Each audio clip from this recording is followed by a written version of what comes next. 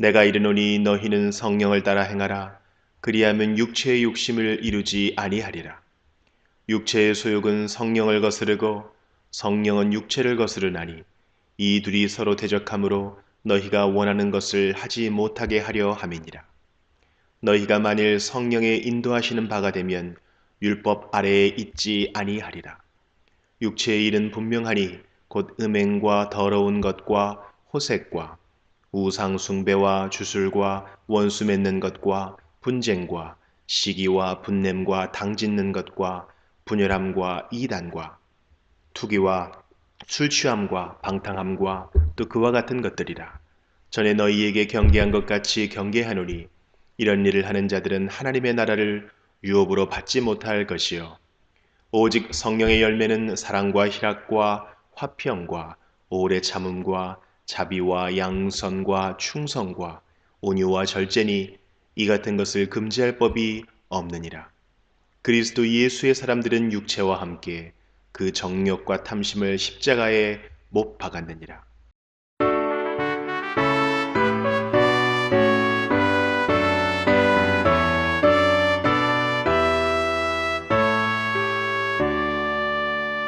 목소리 높여서 주 찬양하여라.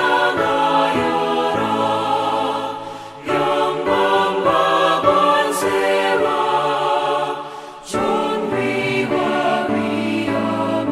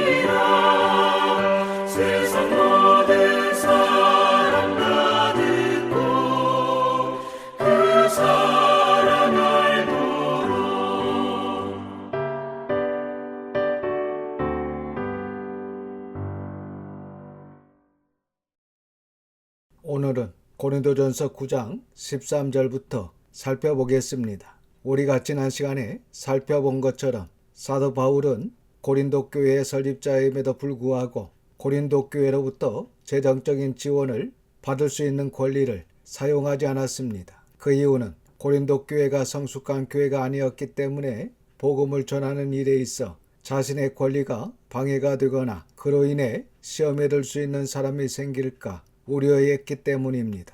바울은 자신이 마땅히 누릴 수 있는 권리를 스스로 포기함으로써 복음 전파의 방해물이 되지 않도록 했습니다. 그러면서 바울은 자신의 사도권을 강하게 강조함으로써 교회를 세우고 그들에게 전한 복음이 훼손되거나 하나님께서 일하시는 모든 일이 무시되거나 멸시되지 않도록 했습니다. 계속해서 바울은 고린도 교회에 자신의 권리를 포기한 이유를 13절 이하에서 더 명확히 밝히고 있는데 그것은 바로 하나님으로부터 받을 진정한 상급을 위해서였음을 설명하고 있습니다. 그는 자신의 권리 포기가 단순한 희생이 아니라 하나님의 상급을 기대하며 복음을 전하는 일이 더 중요한 목적임을 강조합니다. 이제 함께 살펴보겠습니다. 13절과 14절입니다. 성전의 일을 하는 이들은 성전에서 나는 것을 먹으며 제단에서 섬기는 이들은 제단과 함께 나누는 것을 너희가 알지 못하느냐. 이와 같이 주께서도 복음 전하는 자들이 복음으로 말미암아 살리라 명하셨느니라. 사도 바울은 예수님께서 말씀하신 마태복음 10장 10절과 누가복음 10장 7절의 말씀을 인용하여 하나님을 섬기는 제사장들이 성전에서 나는 것으로 생활했던 것처럼 복음을 전하는 사람들도 복음을 들은 자들로부터 지원을 받아 생활하도록 하셨다고 설명하고 있습니다. 따라서 복음을 전하는 자들이 삭을 받는 것이 마땅하다는 점을 강조하고 있습니다. 이와 같은 말씀을 통해 복음 사역자들에게 필요한 물질적 지원이 단지 권리가 아니라 하나님의 뜻에 따른 합당한 방식임을 밝혀주고 있습니다. 15절입니다. 그러나 내가 이것을 하나도 쓰지 아니하였고 또 이 말을 쓰는 것은 내게 이같이 하여 달라는 것이 아니라 내가 차라리 죽을지언정 누구든지 내 자랑하는 것을 헛된 대로 돌리지 못하게 하리라. 그러나 사도 바울은 자신이 복음을 전하는 사역자라는 점에서 당연히 재정적인 권리를 가졌지만 그 권리를 전혀 사용하지 않았다고 말하고 있습니다. 그러면서 지금 내가 이 편지를 너에게 쓰면서 그 권리를 주장하는 것이 아니라 오히려 지금 우리가 사용하고 있는 개역개정 성경 15절 중반절을 다시 보시면 내가 차라리 죽을지언정 누구든지 내 자랑하는 것을 헛된 대로 돌리지 못하게 하리라고 연결하여 번역되어 있습니다. 그러나 예전에 사용했던 개역 한글 성경에는 내가 차라리 죽을지언정 하고 다음에 점이 있습니다. 그러니까 내가 차라리 죽을지언정 점점점 누구든지 내 자랑하는 것을 헛된 대로 돌리지 못하게 하리라 라고 되어 있습니다. 바울은 내가 차라리 죽을지언정 하고 말을 잇지 못할 정도로 마음이 아팠고 아주 괴로우셨음을 알 수 있습니다. 이처럼 고린도 교회 성도들이 바울의 마음을 이해하지 못한 것이 이렇게 깊은 고통에 빠뜨렸다고 볼 수 있습니다. 그래서 바울이 이러한 구차한 변론까지 하면서 너무 비참하고 마음이 울컥하셔서 잠시 말을 잇지 못한 것이 아닌가 이렇게 추정을 합니다. 그리고 바울은 자신이 죽는 한이 있어도 고린도 교회 성도들에게 경제적인 짐을 주지 않겠다라고 하면서 누구든지 내 자랑하는 것을 헛된 대로 돌리지 못하게 하리라고 합니다. 이 말씀은 이렇게 내가 보수를 받지 않고 일한다는 이 긍지만은 아무도 빼앗지 못할 것이다. 이런 의미입니다. 그러니까 바울이 주님께서 허락하신 복음 전도자의 권한을 절제하고 사용하지 않은 이 일에 관해 당시 성숙하지 못한 고린도 교회 성도들이 바울이 자격이 없어 사례를 요구하지 않는 것처럼 바울을 무시했지만 바울은 내가 자격이 없어서 요구하지 않은 것이 아니다 라고 하면서 오히려 이 일은 내가 자랑하는 긍지라는 것입니다. 그리고 그 누구도 바울의 이 긍지를 헛된 것으로 여기지 못할 것이다 라고 당당하게 말씀하고 있습니다. 그렇습니다. 만약에 고린도 교회 성도들이 성숙했다면 오히려 바울 사도의 이러한 모습을 보며 더 존경하고 감사했을 것입니다. 그리고 도와드릴 것이 없나 이렇게 생각했을 것입니다. 그런데 우리가 고린도 전후서를 통해 알 수 있듯이 고린도 교회는 성숙하지 않은 신앙 상태였기 때문에 바울의 의도를 제대로 이해하지 못하고 그를 이렇게밖에 받아들일 수밖에 없었습니다. 바울의 마음을 진심으로 이해하고 존경할 수 있었던 성도들이 아니라 오히려 어린 아이와 같은 신앙을 가지고 있었다는 점이 그의 고통을 더 크게 만들었음을 알 수 있습니다. 16절과 17절입니다. 내가 복음을 전할지라도 자랑할 것이 없음은 내가 부득불할 일임이라. 만일 복음을 전하지 아니하면 내게 화가 있을 것이로다. 내가 내 자의로 이것을 행하면 상을 얻으려니와 내가 자의로 아니한다 할지라도 나는 사명을 받았노라. 바울은 앞에서 복음 전도자로서 당연한 권리를 사용하지 않는 것에 대해 그것을 긍지로 여긴다고 밝혔는데 본절에서는 복음을 전하는 것은 바울 자신이 마땅히 해야 하는 일이기 때문에 자랑거리가 될 수 없음을 밝히고 있습니다. 그리고 더 나아가 복음을 전하지 않을 경우 자신에게 하나님의 화가 임할 것이다 라고 말합니다. 우리가 이 말씀과 비슷한 말씀을 에스겔서 3장의 바수꾼의 사명에서 찾아볼 수 있습니다. 우리가 생명의 말씀을 전하면 생명을 보존받게 될 것이지만 생명의 말씀을 전하지 아니하면 그 핏값을 우리에게 찾으신다 라고 말씀하십니다. 하지만 다행히도 우리가 전도할 때 상대방이 그것을 받아들이느냐 받아들이지 않느냐는 것은 중요하지 않다는 것입니다. 왜냐하면 그 결과와는 상관없이 전도하기만 하면 우리의 생명을 보존해 주시겠다 이렇게 말씀하고 계십니다. 그래서 여러분, 우리의 생명을 보존받기 위해서는 때를 얻든지 못 얻든지 쉬지 않고 복음을 전해야 한다는 것입니다. 그런데 우리가 에스겔서에서 공부했듯이 바수꾼의 사명을 잘 감당하려면 먼저 주인의 말씀을 잘 들어야 합니다. 그리고 주인의 말씀을 잘 들은 후에 백성들을 깨워야 합니다. 이것이 바수꾼의 사명입니다. 그래서 지금 우리가 바수꾼으로서 복음을 전하는 것은 우리의 당연한 의무이며 사명입니다. 그리고 이 사명을 잘 감당할 때 우리에게 화가 임하지 않고 생명을 보존할 수 있게 된다 라고 성경은 말씀하고 있습니다. 이 시간 우리의 마음에 이 말씀을 꼭 새길 수 있기를 바랍니다. 계속해서 18절입니다. 그런즉 내 상이 무엇이냐? 내가 복음을 전할 때에 값없이 전하고 복음으로 말미암아 내게 있는 권리를 다 쓰지 아니하는 이것이로다.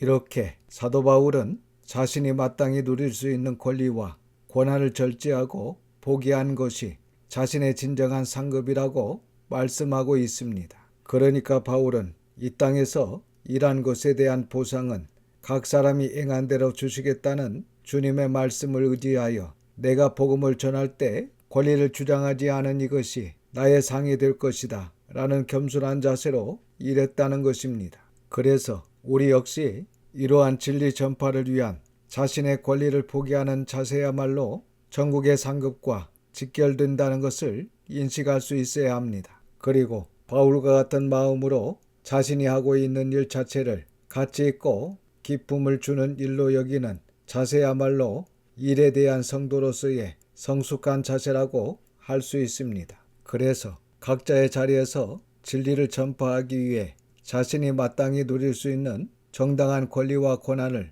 스스로 제한할 수 있는 성숙함이 있기를 바랍니다. 사실 우리가 이 땅에서 할 일을 다 했는데 보상을 받지 못하고 반대로 억울한 일을 당하거나 또는 아무도 그 일을 알아주지 않으면 얼마나 억울하고 속상하겠습니까? 그런데 바울은 그것을 억울해하거나 속상해할 필요가 없다는 것입니다. 왜 그렇습니까? 그것이 오히려 하늘의 보상이 있게 되는 길이기 때문이다. 그래서 감사해야 한다는 것입니다. 여러분, 범사에 감사하라는 말씀은 바로 이런 의미입니다. 그래서 우리도 주님의 일을 할 때 아무도 알아주지 않고 오히려 억울한 일을 당하거나 속상한 일이 있을 수 있습니다. 그럴 때 사람을 바라보지 말고 주님께서 다 보고 계신다 라는 믿음으로 오직 주님을 바라볼 수 있기를 바랍니다. 이 시간 사도 바울이 참다운 복음 전파를 위해서